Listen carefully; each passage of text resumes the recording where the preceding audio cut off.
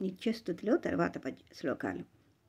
Brahma Murari త్రిపురాంతకారీ భానుశశీ భూమిసుతో బుధశ్చ గురుశ్చ శుక్రః శనిరాహుకేతవః కుర్వంతు survey మమ సుప్రభాతం. ఇది నవగ్రహాల గురించి, బ్రహ్మ విష్ణువుల గురించి చెప్పుకున్న స్తోత్రం. బ్రహ్మ మురారి త్రిపురాంతకారి. బ్రహ్మ విష్ణువు, త్రిపురాంతకారి అంటే శివుడు. తర్వాత భాను శశి భూమిసుతో. భాను అంటే సూర్యుడు, శశి అంటే చంద్రుడు, భూమిసుత అంటే అంగారకుడు, బుధశ్చ. తర్వాత గురుశ్చ శుక్ర శని రాహు కేతవః. కుర్వంతు సర్వే మమ సుప్రభాతం అంటే అందరు దేవతలు నాకు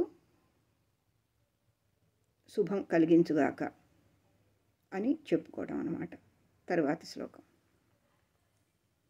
భృగుర్వసిష్ఠః క్రతురంగిరాశ్చ మనుః పులశ్చ పులహశ్చ గౌతమః రైభ్యో మరీచిశ్చ వనశ్చ దక్షః కుర్వంతు సర్వే మమ సుప్రభాతం.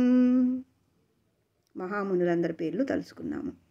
తర్వాత సనత్కుమారః సనకః సనందనః సనాతనోప్యాసురి పింగళౌ చ సప్తస్వరాః సప్తరసాతలాని కుర్వంతు సర్వే మమ సుప్రభాతం. మహర్షుల గురించి కూడా చదువు. సనత్కుమార, సనక, సనందన, సనాతన ఈ బ్రహ్మచారులు, 5 ఏళ్ల వయసున్న పిల్లల గురించి, నిత్యులు, యౌవనులు. సప్తస్వరాహ 7 రాగాలు, 7 రస లోకాలు, ఇవన్నీ కూడా కుర్వంతు సర్వే మమ సుప్రభాతం, ఇవన్నీ నాకు శుభాన్ని చేకూర్చుగాక అని చెప్పుకోవటం అన్నమాట.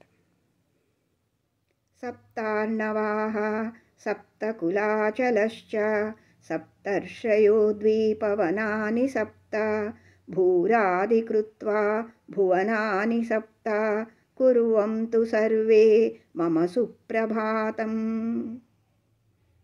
సప్తార్ణవాః అంటే 7 సముద్రాలు, సప్తకులాచలశ్చ 7 పర్వతాలు, సప్తర్షయో 7 మహర్షులు, ద్వీపవనాని సప్త 7 ద్వీపాలు, 7 వనాలు, భూరాది కృత్వా భువనాని సప్త 14 లోకాలను చెప్పుకుంటారు కదా, అందులో ఊర్ధ్వలోకాలు 7, అధోలోకాలు 7.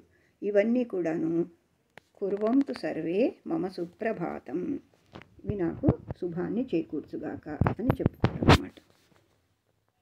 తర్వాత శ్లోకాలు తర్వాత చూద్దాము. కృష్ణార్పణమస్తు.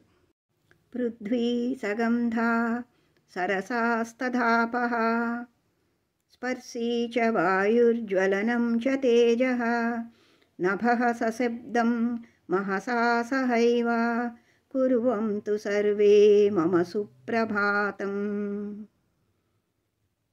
పంచభూతాలు వాటి లక్షణాలతో నాకు శుభం చేకూర్చుగాక. అహల్యా ద్రౌపదీ సీతా తారా మండోదరీ తథా పంచకన్యా స్మరేన్నిత్యం మహాపాతకనాశనం. గౌతముని భార్య అయిన అహల్య, పాండవుల భార్య అయిన ద్రౌపది, రాముని భార్య అయిన సీత, వాలి భార్య అయిన తార, సుగ్రీవుడి భార్య అయిన తార, రావణాసుడి భార్య అయిన మండోదరి, వీరందరూ పంచకన్యలు అని పిలువబడతారు. వీరు వీటి స్మరణ, వీళ్ళ యొక్క స్మరణ మహాపాతకాలని నాశనం చేస్తుంది అని చెప్తారు పెద్దలు. శ్రీకృష్ణార్పణమస్తు.